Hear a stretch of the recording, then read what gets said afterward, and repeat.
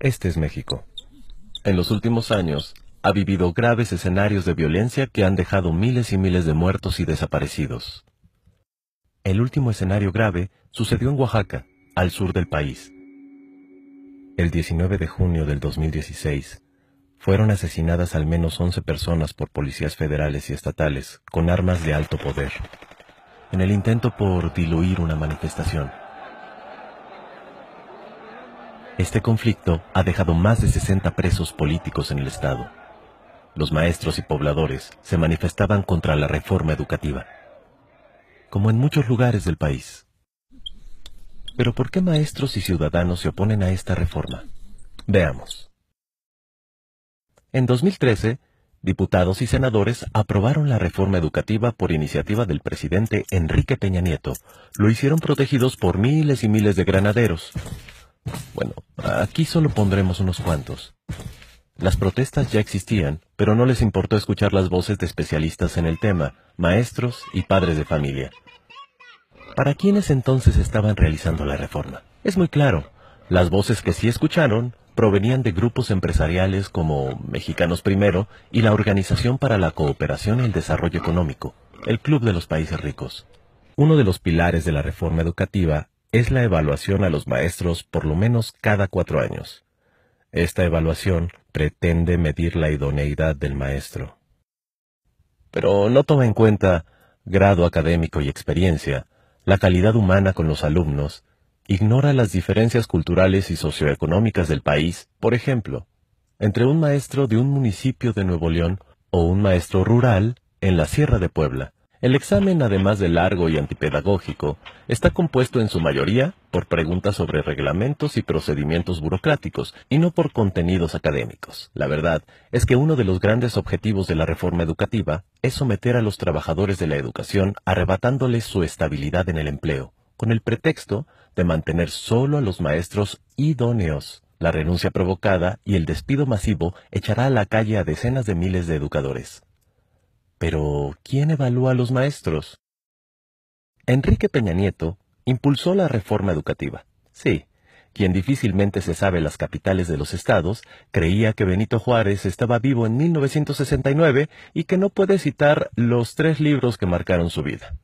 Este hombre, preocupado por la educación, tiene la facultad de nombrar al Consejo Directivo del Instituto Nacional de Evaluación Educativa. El INE, que evalúa a los maestros, es opaco y propenso a la corrupción. La evaluación que aplicará permitirá controlar y vigilar a los maestros al decidir su permanencia en el empleo. Los nuevos maestros serán despedidos sin responsabilidad para el gobierno, pues la ley deja fuera a tribunales de conciliación y arbitraje. Es decir, nadie podrá defender a los trabajadores de la educación que ya no contarán con los elementos más básicos de protección laboral. ¿A quién pretende controlar la reforma? Pues a maestros como los de Oaxaca, Guerrero, Chiapas, Michoacán, entre otros estados, que han luchado por años para poder elegir democráticamente a sus representantes y mantener su independencia del gobierno. Ellos se organizan en la Coordinadora Nacional de Trabajadores de la Educación, la CENTE, con C, y que por supuesto se oponen a la reforma. Es la disidencia del Sindicato Nacional de Trabajadores de la Educación, el CENTE, con S. Por años, la cúpula de este sindicato ha sido un aliado cercano de los gobiernos, llegando al grado de ser una agencia de fraude electoral. Este sector es el que más ha participado en venta de plazas, corrupción y fraudes. Su exlideresa hoy está presa. Este gremio, como es obvio, sí está de acuerdo con la reforma educativa. Los maestros de la CENTE se oponen porque además abre las puertas a la privatización de la educación pública.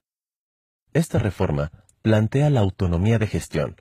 Con este término, el gobierno pretende que los padres de familia tengan la responsabilidad de atender problemas administrativos de las escuelas, que siempre ha sido una obligación gubernamental, como el pago de agua y luz, descomposturas y materiales, además de otorgarles atribuciones de vigilancia sobre los maestros. Todo esto bajo el liderazgo del director.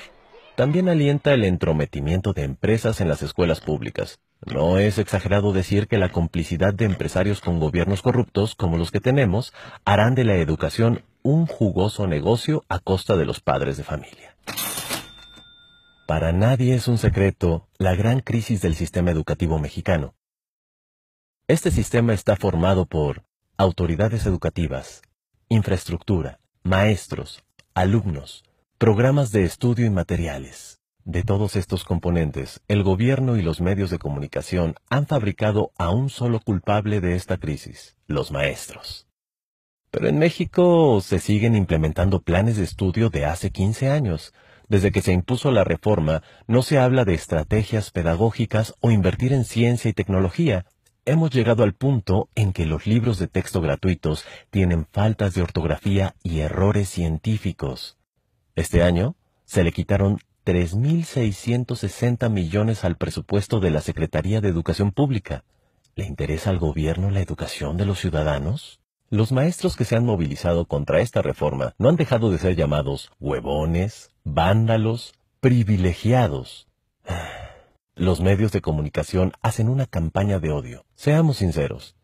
¿Qué privilegio puede tener una maestra oaxaqueña de primaria que en promedio gana 8,000 pesos mensuales al lado de los verdaderos privilegiados?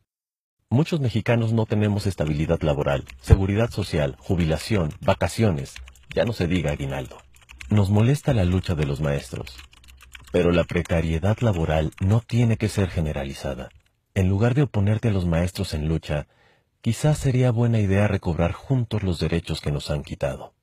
En conclusión, la reforma educativa es una contrarreforma porque nos regresa al pasado. No es educativa, pues no intenta mejorar la educación. Es una triste ley que lesiona el derecho de los maestros y abre las puertas a la privatización. Por eso digo, yo estoy con los maestros.